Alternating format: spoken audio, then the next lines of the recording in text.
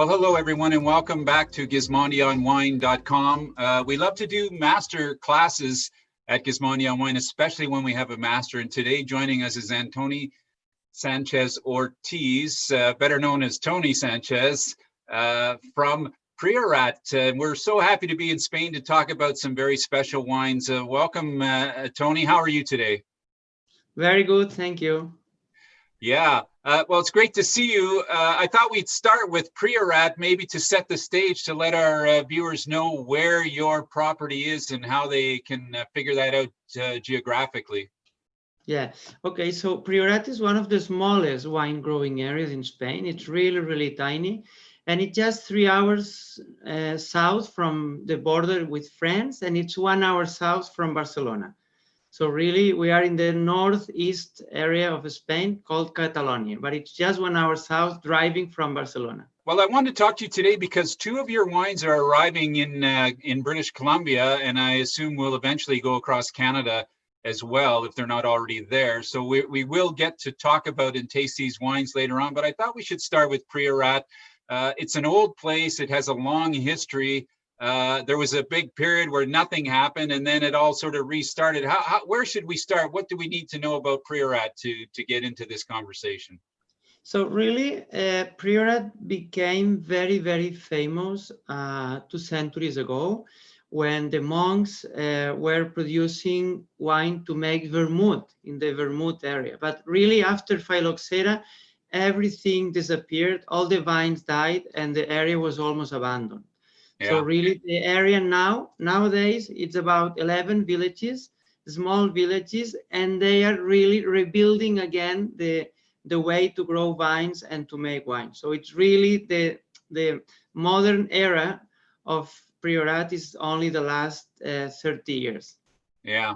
Well, I know you have some photos that we can look at too. The monks, as they always say in the wine business, follow the monks. That's where the best wine was made.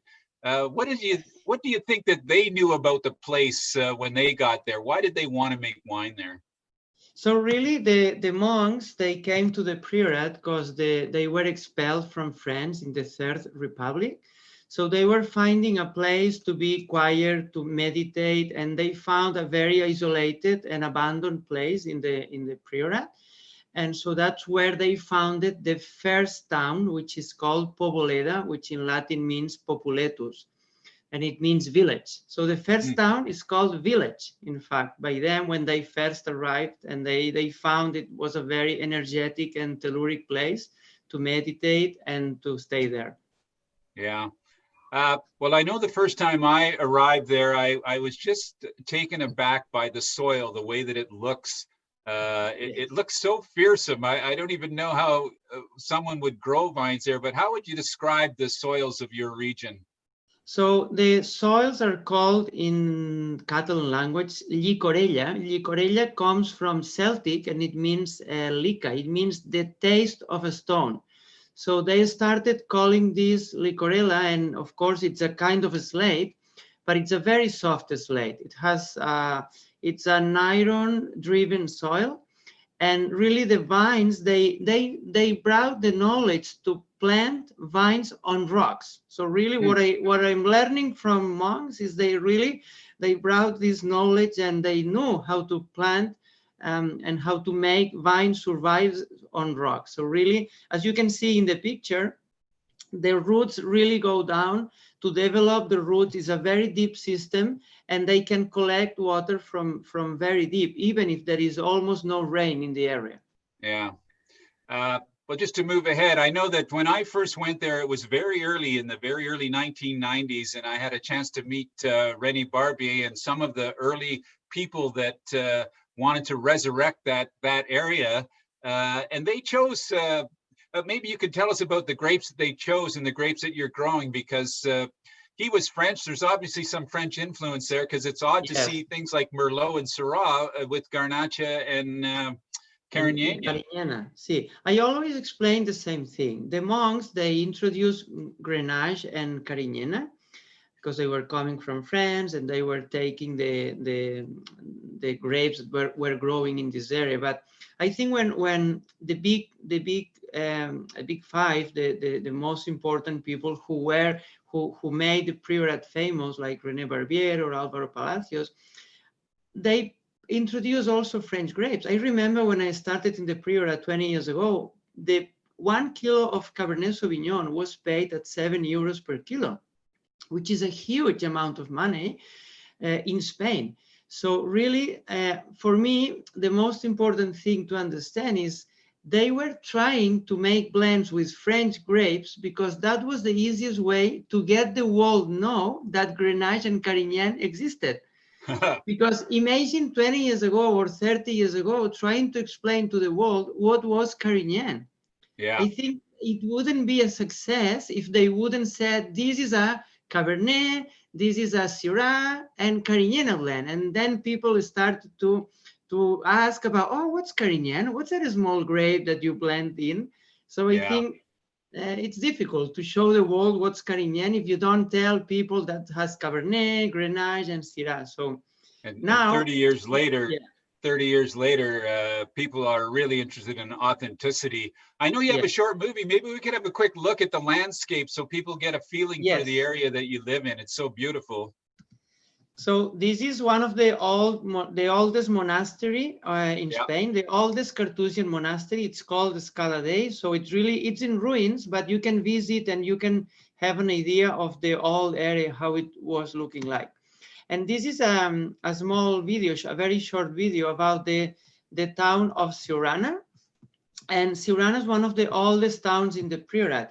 You can see this landscape is really dramatic. So those guys, those monks were building villages on top of the rocks to defend themselves from the Muslims. Yeah. So really, they were just crazy guys. And I know it's a short video, but really the area, it's really dramatically. When people comes and visits the Priorat, they are like astonished by the landscape, not only by the wines, but completely astonished by the landscape. Well, I was pretty impressed tasting your two new wines because, of course, a lot of people talk about how big the wines of Priorat were, but your wines are relatively elegant in that style. I mean, even though they're at 14.5, maybe 15% alcohol, there's a lovely elegance to them. So maybe we can talk a bit how you put the Perinet wines together. I know you've got a number of vineyards, and why don't you let us know how it's done? Yeah, so we've got like different vineyards.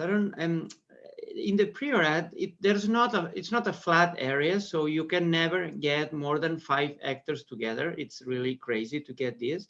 So really the vineyard that belongs to Perinet, it's divided in 4 different small vineyards.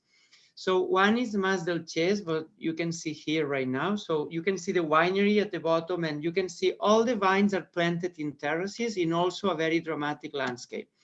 Then we've got Masbell, which is also a south-facing slope. And also, I want to say that, for example, when you get Grenache in different exposures, then you get completely different taste from the same Grenache. So then when I blend Grenache, I'm not only blending Grenache, I'm treating them as completely different grapes when blending, because they showcase a completely different profile. Right. Like this one, for example, we've got the Pendens vineyard, which is located in another town. And this is dramatically, the slope is really crazy.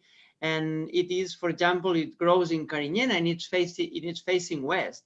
So facing west, north, I always say Priorat is like a small pyramid with 4 exposures. And then you may have like different, every barrel is different. I treat them like different students, like different elements, even if it's the same grape. And then it looks like everybody who works in these vineyards is in great shape. Well, yeah, the guys who live in the Priorat, because I'm originally from the Pyrenees, but when I first came to the Priorat, I see those guys are really adapted to the landscape. I really adapted to these very hard conditions, hot temperatures during the summer and very cold during the winter. So it's really crazy. And really, when I make the wines, because you were talking about the style, there's only one thing that it's faulty about myself, that I've been learning only with women, and I learned how to make soft wines in a power way. So I don't know how to explain, but by tasting the wines, you recognize it's a full body wine. Everything, it's like but they have a velvety touch, and it comes from a woman teaching me. Really, I've been learning with, working with women who were winemakers at that time. So I never work in a very rustic way. I work in a more modern style, extracting, but really soft. That is so fantastic. You know, now that you say that, when I taste the wine, that's exactly what I felt.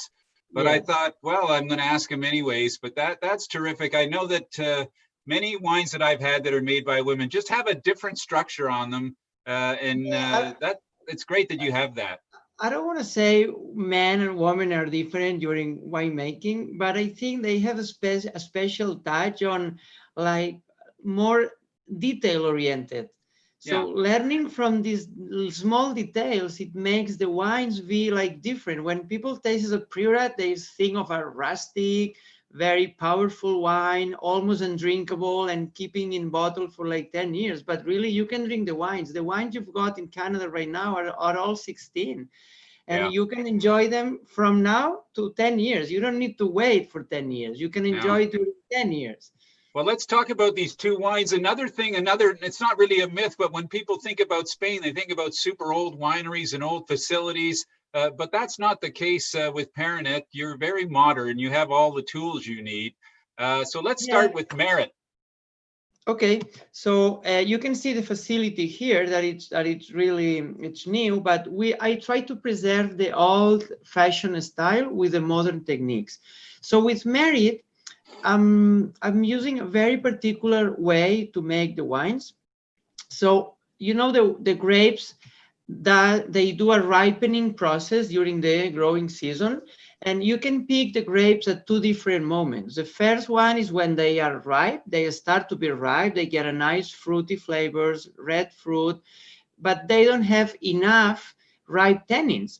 So what I'm doing is I'm picking the grapes at that time with a very short extraction, and then what I'm doing is an aging on stainless steel for 1 year.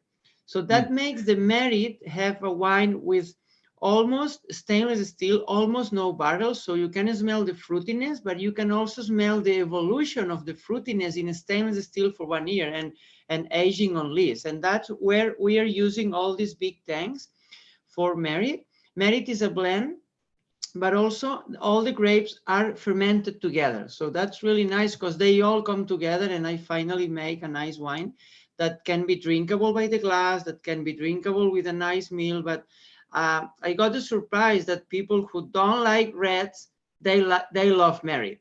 So I think it's worth to get a bottle and try it.